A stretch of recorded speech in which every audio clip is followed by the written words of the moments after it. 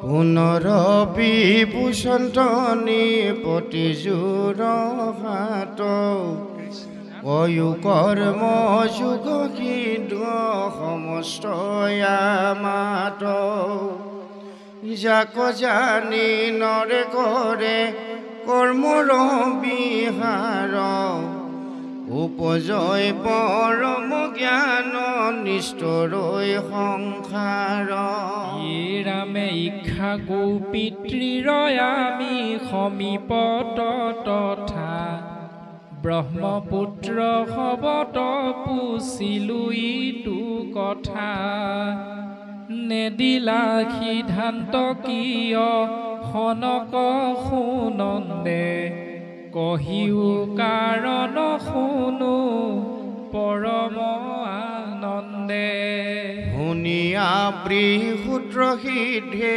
দিলন্ত হৃদান্ত শুনা কৰ্ম যুগ চিত্ৰ কৰি উপশান্ত পৰম গহনয়াতি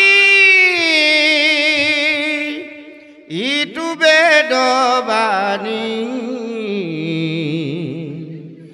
যাক শুনি মধুৰ হুৱে মহাজ্ঞানী ৰামে বেদে যাক বিহি আছে তাকে বুলি কৰ্ম বেদে যাক নিষেধিছে সেইটো অকৰ্ম ও বিহিত নাচৰি হয় বিকৰ্ম পাতে ক বিকৰ্ম অকৰ্ম কৰ্ম জানিবা প্ৰত্যেক নহিকে লৌকিক কথা বেদে কহে আক উপজিল ঈশ্বৰত ইটো বেদ বাক ইহাৰ অৰ্থত মোহ হুৱে মহাজ্ঞানী বেদৰ তত্ত্বক পাইব আন কোন প্ৰাণী পৰম দুষ্কৰ কৰ্ম যুগয়াতিশয় তুমিও তৈখানি শিশু ইক্ষাকুত নয় এতেকে নকৈলা চাৰি ব্ৰহ্মাৰ নন্দন দ্বিতীয় প্ৰশ্নৰ ৰাজা কহিলো কাৰণ যিমত গহন কৰ্ম শুনা পৰিছেদ শিক্ষা দেই মূৰ্খ পৰুষ বাদে বেদ নানা ফল শ্ৰুতি লোভ লগাই প্ৰথমত প্ৰৱৰ্তায়ে অজ্ঞানিক সকাম কৰ্মত ভঞ্জীবু ভূকুটি পায়া বিশিষ্ট স্বৰ্গক হেনয় কামনা কৰি অৰ্চে ঈশ্বৰক বাঢ়ে প্ৰীতি বেদত শুনিয়া ফল শ্ৰুতি পাছে সাধে সেই কৰ্মে তাহাৰ মুকুতি হে ৰাম ৰাম যেন পিতৃ পুত্ৰ কলাৰুৰ লোভ দেই তাক পাইবো বুলি শিশু ঔষধ পিয়ই পাৱে খণ্ড লাৰু কুগৰ ভৰু ৰোগ হৰে সেই মতে অজ্ঞানী বেদৰ শিক্ষা ধৰে কৃষ্ণ পাছে বেদে বোলেৰা ইষব কামনা নিষ্কামে কৰিও এক কৃষ্ণত অৰ্পণা ও সেই কৰ্মে কৰাইবে কৰ্মত বীৰকতি উপজাইবে মাধৱত পৰম ভকতি ইতিমধ্যে পুনৰবাৰ নিমিৰজাই দুই হাতেৰে কৰজোৰ কৰি সিদ্ধ সমস্তক নিবেদন জনাইছে যে যাক জানি কলিৰ মলমতি লোকসকলে অৰ্থাৎ নৰ সমস্তই পৰম জ্ঞান লাভ কৰিব আৰু সংসাৰৰ হাত সাৰিব পাৰিব, এই সম্পৰ্কে প্ৰশ্ন অৱতাৰণা কৰিছে আৰু সিদ্ধসকলৰ পৰা উত্তৰ বিচাৰিছে। ইক্ষাকু পিতৃৰ আমি সমীপত তথা ব্ৰহ্মপুত্ৰ সাৱত পঢ়িলোঁ এইটো কথা, নেদিলা সিদ্ধান্ত কিয় সনক সুনন্দে, কহিও কাহাৰ কাৰণ শুনো পৰম আনন্দে। শুনি আবৃসূত্ৰ সিদ্ধে দিলন্ত সিদ্ধান্ত, শুনা কৰ্মযোগ চিত্ত কৰি উপশান্ত। পৰম গহন আত্মি ইটো বেদ বাণী, জাকহনি মোহ দূৰ শুৱে মহাজ্ঞানী। আবৃসূত্ৰ নামৰ সিদ্ধজনে প্ৰশ্নৰ উত্তৰ দিছে। খালি এটা কথা কৈছে যে শুনা চিত্ৰ শান্ত কৰি অতি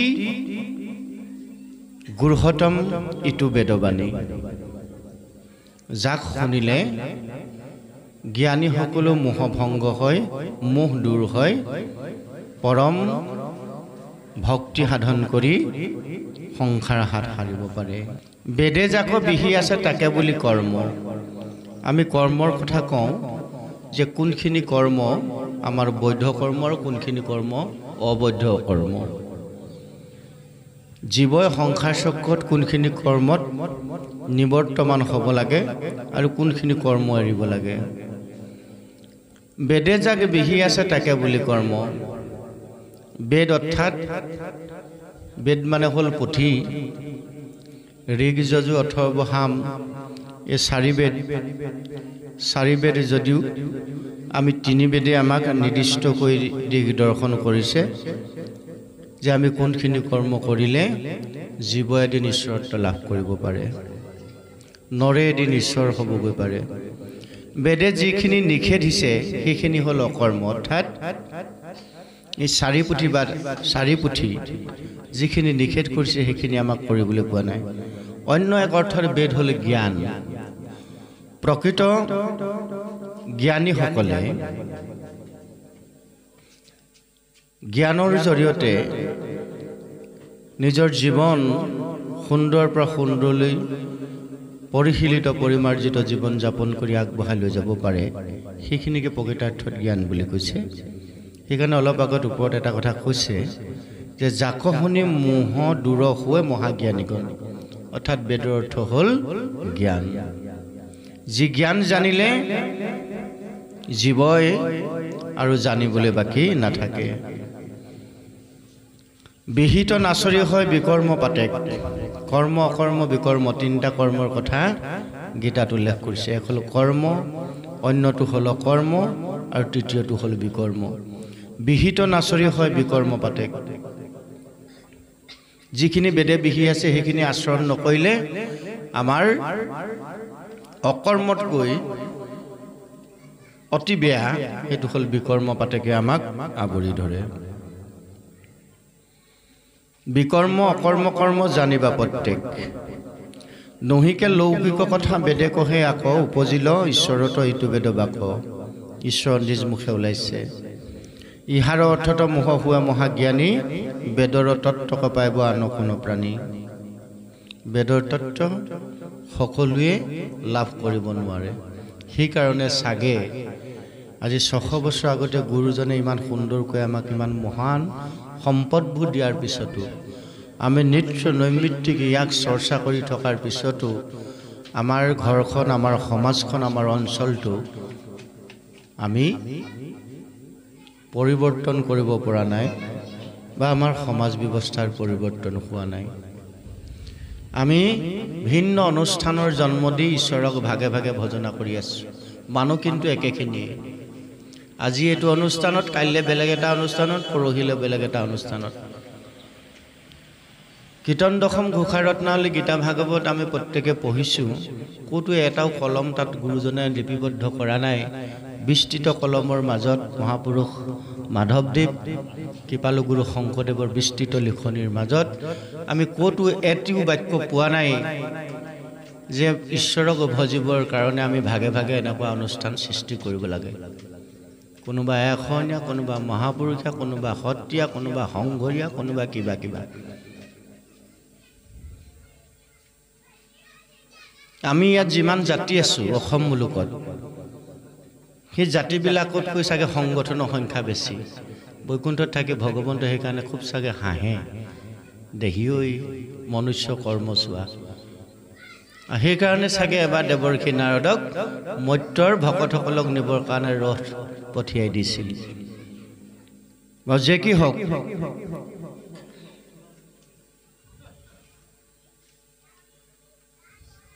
ইয়াত এতিয়া কৈছে যে মহাজ্ঞানী সকলেও বেদৰ তত্ত্বমৰ্ম সহজতে উপলব্ধি কৰিব নোৱাৰে। বেদৰ তত্ত্বমৰ্ম উপলব্ধি কৰিবলৈ হ'লে আমি সৰ্বপ্ৰথমেই পূৰ্ণকৃষ্ণ ভগৱন্তৰ প্ৰপন্ন ভক্ত হ'ব লাগিব। পূৰ্ণকৃষ্ণ ভগৱন্তৰ প্ৰপন্ন ভক্ত হ'বলৈ যাওঁতে ভ বৰ্ণটো আমি বিশেষভাৱে লক্ষ্য কৰিব লাগিব। ব্যঞ্জন বৰ্ণৰ ২৪ নম্বৰ ব্যঞ্জন বৰ্ণটো হ'ল ভ। গীতাত সাংখ্য যুগৰ কথা কৈছে, অংকৰ কথা আছে তাত। গতিকে সাংখ্য যুগৰ ২৪ নম্বৰ ব্যঞ্জন বৰ্ণটো হ'ল ভ। ভ বৰ্ণটো যদি আমি চাওঁ, সেই বৰ্ণটো ক'ত ক'ত ব্যৱহৃত হৈছে। ভ বৰ্ণটো প্ৰথমতে ভালত ব্যৱহাৰ হৈছে। ভ বৰ্ণটো ব্যৱহাৰ হৈছে ভক্তিত, ভ বৰ্ণটো ব্যৱহাৰ হৈছে ভজনত, ভ বৰ্ণটো ব্যৱহাৰ হৈছে ভকতত, ভ বৰ্ণটো ব্যৱহাৰ হৈছে ভাগৱতত, ভ বৰ্ণটোত ব্যৱহাৰ হৈছে ভগৱন্তত। ২৪ নম্বৰ যিহেতু ব্যঞ্জন হ'ব ভ, আৰু আমাৰ দেহতো ২৪টা তত্ত্বই সন্নিৱিষ্ট হৈ আছে। গতিকে ২৪ তত্ত্বীয় আমি এটা দেহ ধাৰণ কৰি আছোঁ। ভাগৱতৰ ২য় স্কন্ধত এই ২৪ তত্ত্বীয় দেহটো নিজৰ আঙুলেৰে ৯৪ আঙুল, আপোনাৰো ৯৪ আঙুলৰ প্ৰমাণ এই বুলি পদ এভাগী ভাগৱতত উল্লেখ কৰিছে। পদৰ পৰা মস্তকলৈকে মানুহৰ দেহটোত নিজৰ হাতে ৯৪ আঙুল আছে। এবাৰ জুখি চাব। ব্ৰহ্মাণ্ডৰ গুণমানে আছে শৰীৰত। বিশ্ব ব্ৰহ্মাণ্ডৰ সমস্ত গুণখিনি দেহৰ লগত সম্পৃক্ত হৈ আছে। আৰু ভাগৱতৰ যি ১২টা অধ্যায়, ১২টা স্কন্ধ, এই ১২টা স্কন্ধত মানুহৰ দেহটোক লৈ গোটেই কথাখিনি কোৱা হৈছে। আমাৰ ব্যাখ্যাকাৰক ভাতৃপ্ৰতিম প্ৰাণজিৎ গগৈ কৈছে যে ভাগৱত হ'ল আত্মবিশ্লেষণ, নিজক বিশ্লেষণ কৰা। ভাগৱত কোনোবা অনুষ্ঠানৰ নহয়, কোনোবা সত্ৰৰ নহয়। ভাগৱত হ'ল বৈকুণ্ঠৰ শাস্ত্ৰ। মানৱ জাতি কল্যাণৰ অৰ্থে অতি দায়াতৰে ইডালে সিডালে লাগি তিলেকো নগৈলো ভাগে হুকমুখ ভূমিত ভৈলাবি দিয়ে। গতিকে ভাগৱত যদি কোনোবাই দাবী কৰে এখন কেৱল মাত্ৰ আমাৰহে। গুৰুজনকো যদি কোনোবাই তদ্ৰূপ দাবী কৰে গুৰুজন আমাৰহে, গুৰুজনো নহয়। গুৰুজনো কোন? আদি সত্য যুগত তাক নিৰূপণ কৰা আছে। ব্ৰহ্মাৰ আগত, বিধিবৰ আগত বিষ্ণুৱে অনন্ত সজ্জাতে কৈছে যে শুনিও ক ব্ৰহ্মা কহু স্বৰূপ বচন, মোৰ নিজ প্ৰেম ভক্তি শ্ৰৱণ কীৰ্তন। পূৰ্বতো আছিল ভক্তি গুপ্ত চাৰি নাম, ভাগৱত নানাবিধ গ্ৰন্থ অনুপাম। আকৌ পচাৰিব লাগে নিজ অৱতাৰ, ভকতৰ গুৰুৰূপে শৈব অৱতাৰ। নিজ যশ পচাৰিব ঘটপট, নিজ যশ পচাৰিব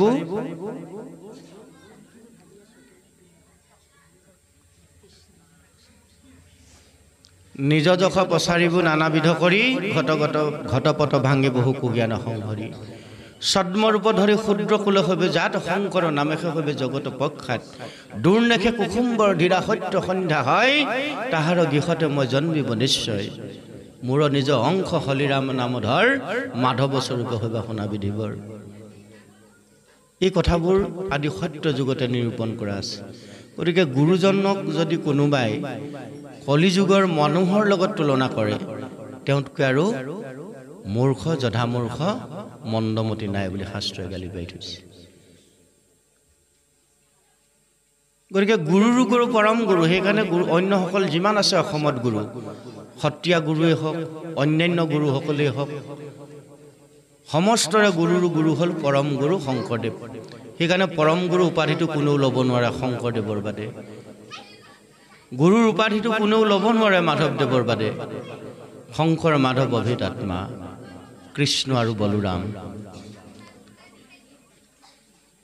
গতিকে গুৰুজনে আজি 500 বছৰ আগতে ইমান সুন্দৰ বস্তুভাগ দিয়াৰ পিছত আমি তাক সঠিকভাৱে ল'ব পৰা নাই।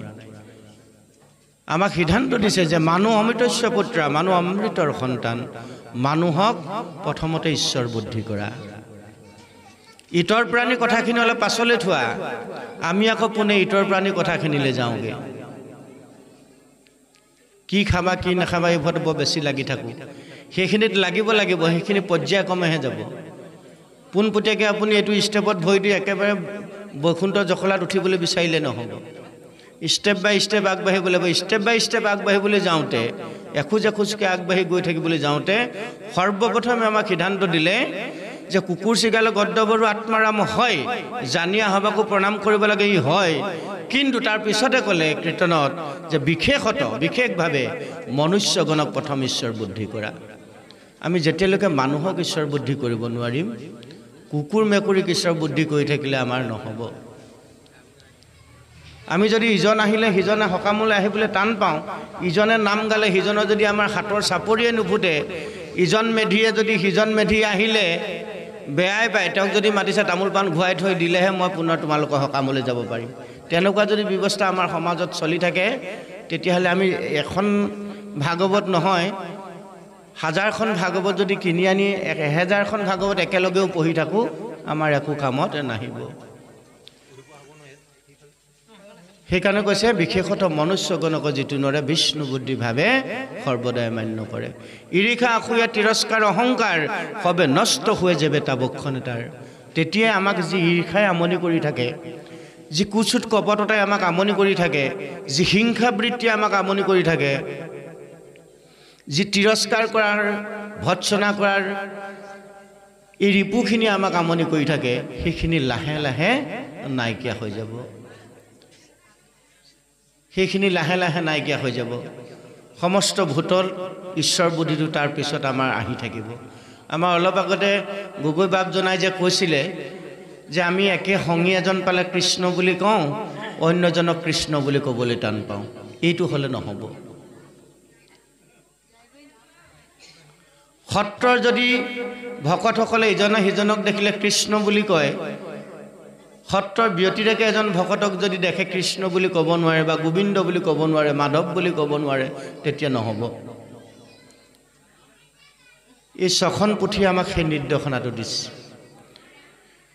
গতিকে আমি যদি সৰ্বপ্ৰথমে মানুহক ঈশ্বৰ বুদ্ধি কৰিবলৈ শিকোঁ, তেতিয়াহ'লে আমাৰ লগত থকা যিকেইটা অহংভাৱ, ঈৰ্ষা অসূয়া তিৰস্কাৰ অহংকাৰ সবে নষ্ট হৈ যাবে তাবক্ষণে তাৰ।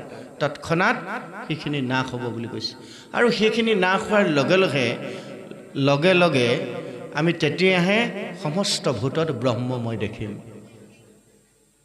তেতিয়াহে আমি মাধৱ পুৰুষে কোৱা সেই ঘোষাজনা আমাৰ গাত লাগিব, অন্তৰত এক ঈশ্বৰক দেখিও কণানা বাহিৰত, অন্তৰত বোধ বাহিৰত জৰ প্ৰায়, বুদ্ধিত সমস্ততে জীউক,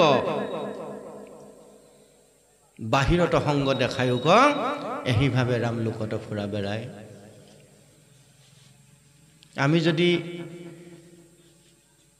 কীৰ্তন দশমৰ পদ পোৱাৰ কেইটামান মুখস্থ কৰি 3খেওজনৰ বৰতাল এখন লৈ ইঘৰ বা সিঘৰলৈ মাহ প্ৰসাদ খাই মিতাহাৰ কৰ্মত নামাচাৰ্য কৰি কিবা কিবি কৰি যদি আমি ঘূৰি ফুৰোঁ বৰ চুৰীয়া ফেৰ মাৰি নহ'ব। ভিতৰৰ বস্তুটো আমি শুদ্ধ কৰিব লাগিব। আত্মা ঈশ্বৰক প্ৰত্যক্ষ সততে লগ পাবলৈ হ'লে আমি প্ৰথমতেই ভিতৰখন অন্তৰখন পবিত্ৰ কৰিব লাগিব। পবিত্ৰ অন্তৰে, পবিত্ৰ ভাৱেৰে, পবিত্ৰ দেহেৰে, পবিত্ৰ মনেৰেহে ঈশ্বৰৰ কৃপা লাভ হ'ব পাৰি। এই কথাটোকে আমাক বুজাবৰ কাৰণে 12টা অক্ষৰে একে বৃহৎ ভলিউমৰ এখন গ্ৰন্থ হৈছে যাক শ্ৰীমদ ভাগৱত বুলি কোৱা হৈছে। এতিয়া শ্ৰীমদ ভাগৱত এইখন পুথি, এই পুথিখন আমাৰ দেহৰ লগত আছে বুলি কোৱা হ'ল। ব্ৰহ্মাণ্ডৰ গুণ মানে আছে শৰীৰত। গতিকে এই ভাগৱতখন আমাক নিজক কৰি ল'বলৈ কৈছে। ভাগৱতখন আমাক ৯৪ আঙুলতেই দেখুৱাই দিয়া হৈছে। গতিকে শ্ৰী তালব্য শৰীৰ ৰকাৰ ৰমন শক্তি দীৰ্ঘইকাৰ হ'ল ঈশ্বৰ। যেতিয়ালৈকে আমি জীৱিত হৈ থাকোঁ তেতিয়ালৈকে শ্ৰীটো লিখোঁ, তাৰমানে অৰ্থাৎ চৈতন্য শক্তিয়ে পদৰ পৰা মস্তকলৈকে আমাক ৰমন কৰি আছে। আমি চৈতন্য, আত্মা ঈশ্বৰ আমাৰ লগত আছে। ঈশ্বৰক বিচাৰি য'ত ত'ত ঘূৰি ফুৰিবগৈ নালাগে। ঈশ্বৰ হৃদয়তে আছে বুলিছে, প্ৰত্যেকৰে ঘতে ঘতে আছে। গতিকে এই শ্ৰী চৈতন্য শক্তিটো আমাৰ লগত যিহেতু আছে, আমি সেইকাৰণে জীৱিত হৈ আছোঁ। আমাক মদেৰে বান্ধি ৰাখিছে, অৰ্থাৎ অহংকাৰেৰে। অলপ আগতে যে ক'লোঁ কাম, ক্ৰোধ, লোভ, মদ, মাচুৰ্য, ঈৰ্ষা, তিৰস্কাৰ, অহংকাৰ, এই মহা মহা বস্তুখিনি, আপদখিনি আমাক, মদখিনি আমাক বান্ধি ৰাখিছে। যাৰ কাৰণে আমি এই ভাগৱত ভাগক সেৱা পূজা কৰি আছোঁ। তাতে অলপ আগলৈকে সেয়া বন্তি জ্বলি আছে। আইসকলে বন্তি, গুৱাপান, দণ্ড অৰ্চনী দি তাত সেৱা সৎকাৰ কৰি আছে। কিন্তু জীৱিত ভাগৱতসকলক আমি কোনেও সেৱা নকৰোঁ। চৈতন্য ভাগৱতক আমি কোনেও সেৱা নকৰোঁ। অলপ আগতে বৰ ধুনীয়াকৈ কথা এষাৰ কৈছিল যে ভকত ৰূপে ভগৱন্ত গৃহস্থৰ ঘৰখনলৈ আহে বা অনুষ্ঠানবিলাকলৈ আহে। কিন্তু দেখিলে ভকতজনে, ঐ ক'ৰ পৰা আহিলি তই? আজি ক'ত আছিলে তোমালোকৰ? পূৰা আনিছা, লুটি লৈ আহিছা চাগে। এইবোৰ শব্দ, ইমান সুন্দৰ ভকতীয়া শব্দ ব্যৱহাৰ কৰে। বাপ আজি কোনফালে ওলালা? দিনটোলৈ হৈ গ'ল আৰু চাগে, নহয়নে বাৰু? এতিয়া আমি আকৌ এই জ্বৰ ভাগৱতখনক আহি ধূপ ধূনা পূজা অৰ্চনা দি সদায় সেৱা কৰি থাকোঁ। এই জ্বৰ ভাগৱতখনক যি চৈতন্য কৰিব, সেইজনক কিন্তু আমি লঠিয়াবলৈ যত্ন কৰোঁ। ভৰিত সেৱা কৰে, মূৰত লাঠি মাৰে, ভকতি লঠং থং। সেইকাৰণে আটা পুৰুষসকলে তাহানিতেই ফকৰা যোজনা লিখি থৈছে যে কলিযুগৰ ভকতি কপতা কপতি কিনো চাবা ভকতৰ চং। হাঁহি উঠে ফকৰাটো শুনিলে। বোলে ভৰিত সেৱা কৰে, মূৰত লাঠি মাৰে, ভকতি লঠং থং। আমাৰো যদি সেই অৱস্থাটোৱে হৈছে, তেতিয়াহ'লে আৰু এডাল জখলা নালাগে, যদি কেইবাডালো জখলা বৈকুণ্ঠলৈ বনাওঁ আমি নোৱাৰিমগৈ যাব।